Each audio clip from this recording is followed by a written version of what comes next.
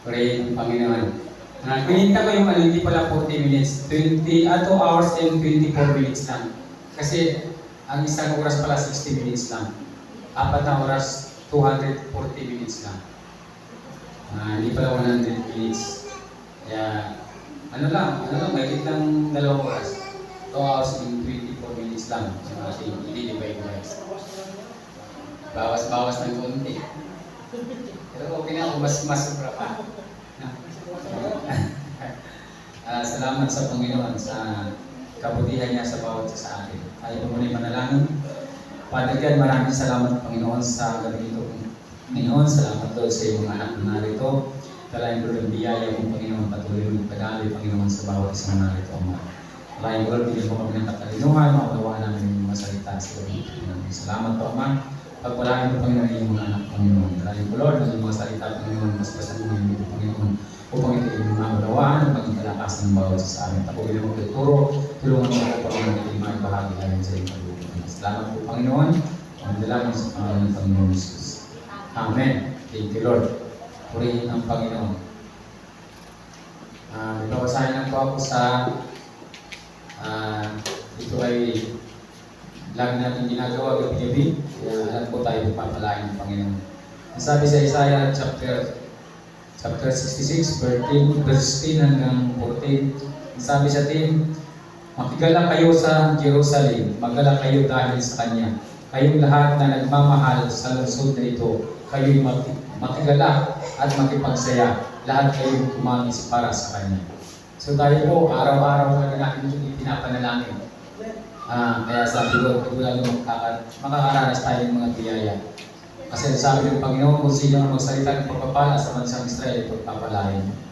Sabi niya sa verse 11, tatamasahin ninyo ang kasaganaan niya, tulad ng sanggol sa dibdib ng kanyang ina.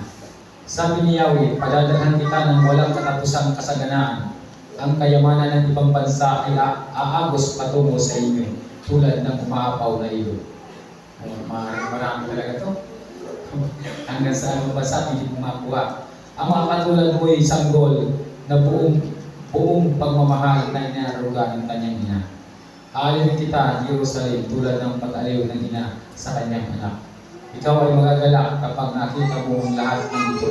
Ikaw ay lalakas at lulusog, sa gayon malalaman kong ako, si Yahweh, ang tumutulong sa mga sumusunod sa akin. At siya rin nagpaparusa sa mga kaaway. So, salamat sa Panginoon. Buong-buo po ang protection ng Diyos sa atin, hindi lang pagpapala. Talagang hindi lang pagpapala, kundi pati yung kaaway sa paambaan. Kaya nga, sabi ko nga, mahirap pag yung mga malapit sa Diyos ng mga tao ang ma-encounter mo tapos hindi mo alam. Kasi ang sabi ng Panginoon, sa akin ang pag-iigan ko. So, salamat dahil alam po tayong lahat ay naghahangad ng pagpapala. Pero makukuha natin ito kung susundin natin ang kanyang mga salita. Ito po mga salita niya. Paano mo ba makukuha yung mga pagpapala? Di ba nakarang linggo nga? At ito po ay dapat nakabase sa kanyang salita. Ito po dapat tayo kumukuha. Sabi po, makilala kayo sa Jerusalem. Magala kayo dahil sa Kanya. Kayong lahat na nagmamahal na lungsod na ito, sa lungsod na ito. Kayong makigalak at makipagsaya. Lahat kayong tumangis para sa Kanya. So tayo ay gabi-gabi nananalangin para sa bansang Israel, para sila pagpalain. At nakaranas pa tayo ng lumuluha para sila ingatan ng Panginoon. At alam ko, bawat binibigkas natin na pagpapala sa kanilang bansa, ito po ay bumabalik sa atin yung mga pagpapalang ating binibigkas. Tayo po ay pagpapalain ng Panginoon at iingatan tayo ng Panginoon sa mga bagay na kailangan natin, puproduce po ng Panginoon. At iingatan niya tayo sa lahat ng mga tao gustong pumalaban sa atin. Sabi po sa verse 11, tatamasahin ninyo ang kasaganaan niya tulad ng sanggol sa dibdib ng kanyang ina. So, ang sanggol po, hindi siya namumulima, di ba? Sige lang siyang, pag nagutom, iiyak, didilig sa nanay. So, wala kang problema siya. Tayo po pag tayo ay nagtitiwala sa Panginoon, para tayong isang sanggol, na meron tayong kasiguraduhan sa pagkain, sa kalusugan natin, lagi po ang Panginoon ang yumayakap sa atin. Lagi po siya ang gumagawa ng pamaraan para ikaw ay pagpalain. At hindi lang yung pangailangan mo, kundi pati yung kalusugan mo, financial mo, ibibigay talaga ng Panginoon. Siya po ang magpo-provide ng lahat, hindi po magkukulang ang Diyos. Basta ikaw ay nagtitiwala sa Kanya. Diba, parang gusto ng Panginoon na tayo magtiwala tulad ng isang sanggol. Ang sanggol po, hindi talaga nag-iisip para kundi ang iniisip lang niya ay dumikit sa kanyang ina.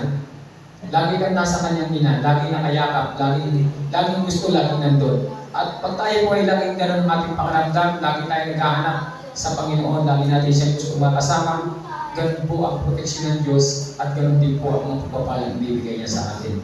Sabi sa verse 12, sabi ni Yahweh, dadalhan kita ng walang katapusang kasaganaan.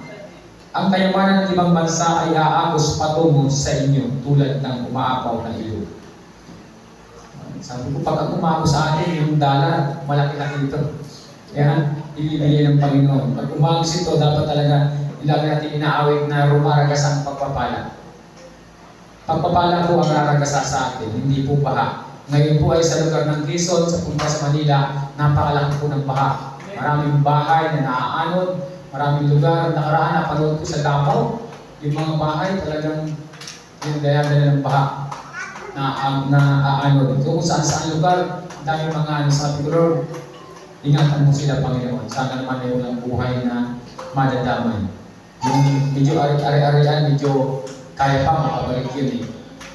Salamat sa Panginoon. Kaya nga sabi ko tayo ay pagamat tayo malayo sa kanilang lugar, pero sila po ay kailangan din natin ipag-pray.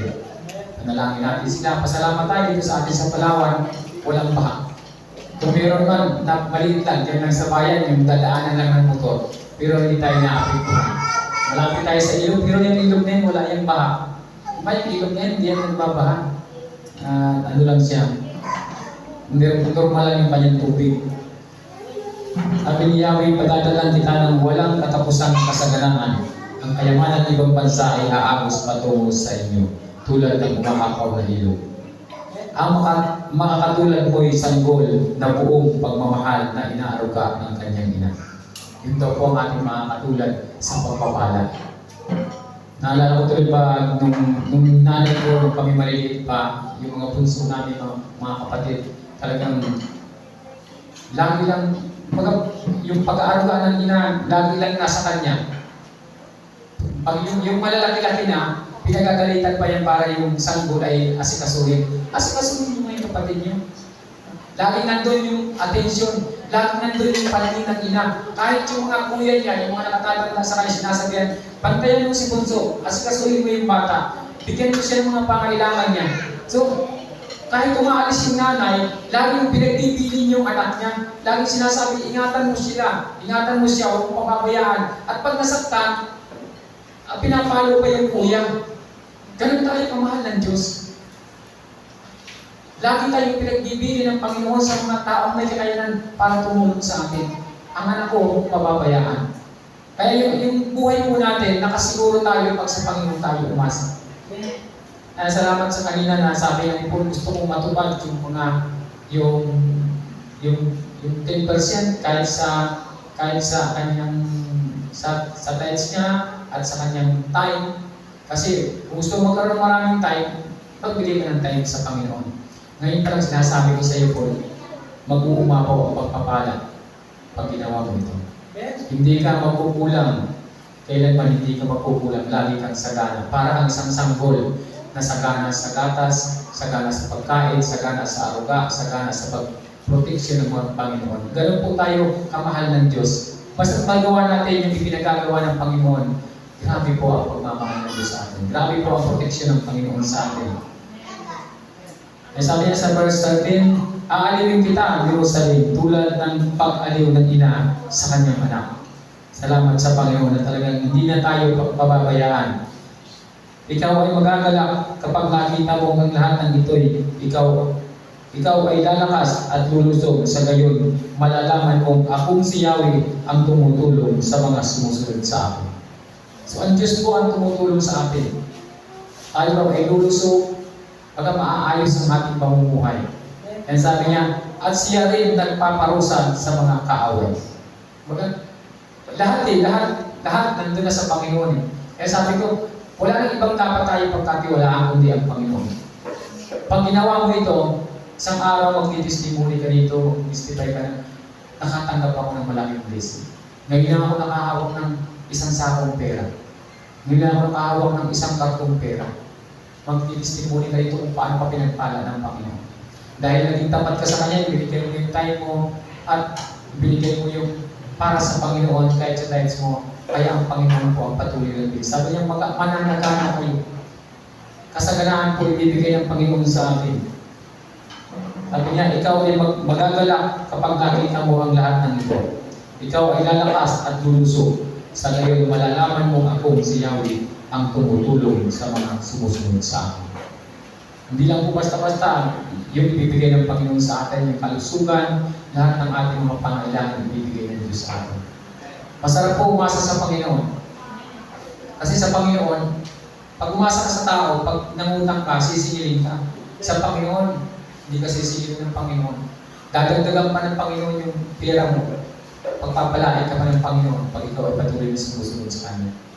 Kaya sa ating pong pagbibigay sa Panginoon, huwag po tayong mag-alangan. Huwag tayong panghinaan, sayang ito, baka magagamit ko pa ito. Ang ibigay natin sa Panginoon, yung alam natin na mas maganda, mas higit na mas maganda kaysa sa mga bagay na kailangan ng mundo. Dapat yung Kanya lagi ang iuunahin. Pag meron kang pusong gano'n, pag si Pastora nakakahawak ng perang matigas, yung malutong-lutong, ayaw na niya ibili. Kami sayang ko, dapat sa tides ito. Parang yun lagi iniisip niya. Ganun yung puso mo pag nasa Panginoon ka, panatanggap ka lagi mo, ibinubukod yun para sa Panginoon. At sa mga susunod na tatanggap ka na naman. Hindi po magkukulang ang Diyos. Pag ginawa mo yung salita ng Panginoon, kailanman hindi siya magkukulang. Kaya sabi niya, ang taong pagbigay, lalo yung mayaman, ngunit naghihirap ang tikong na makamay. Kaya pala, bata pa tayo, ang tinuturo ng mga anak, ng mga magulang natin, yung close-open, kung paano ka magbigay at paano ka tumanggap. Kaya yan ang unang narangin sa mga nanay. Ay, marunong na mag-close-open, tuwa na yung nanay. Yung pala ay sign na ang unang tinuturo ng magulang sa atin, kung paano ka magbigay at paano ka tumanggap. Yun ang unang tinuturo ng magulang bago pala nagkakaisip yung bata. Yun na agad ang unang tinuturo. Sabi ko nga kasi, yun ang gusto ng Panginoon, yung pagbibigay. Kailangan marunong tayo magbigay para makatanggap tayo.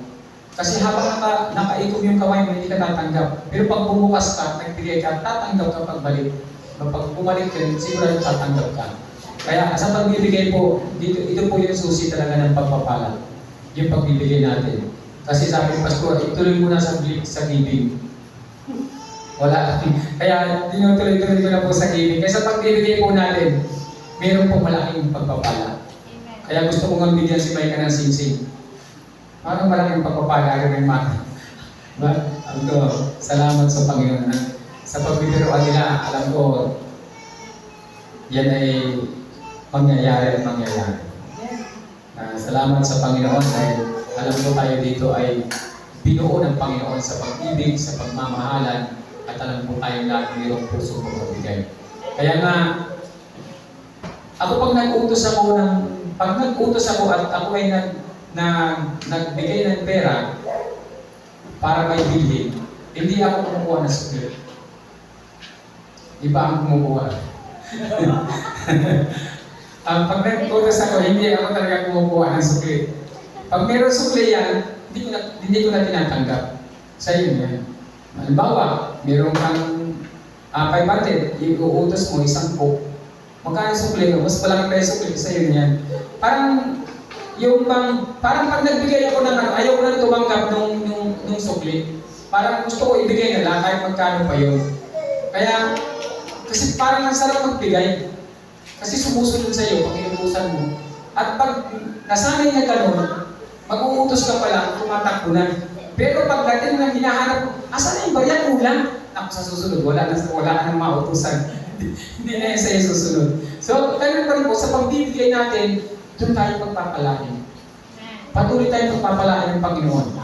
Pag tayo po ay patuloy na nagbibigay. Kaya sa gabi pong ito, Tuloy na po tayo sa giving. Pili na po tayo magbigay.